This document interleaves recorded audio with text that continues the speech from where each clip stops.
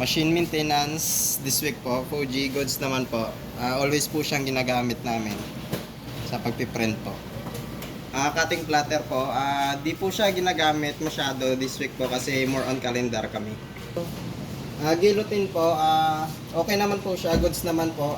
Nakakat niya po ng maayos yung dapat niyang ikat, kagaya ng mga calendar po. Fuji toner po, kompleto naman po kami sa stock, wala po kaming kulang. Tapos po, kakadating lang din po ng mga bagong stocks. Sa mga papel po, kompleto naman po kami. Wala naman po kaming critical na stock.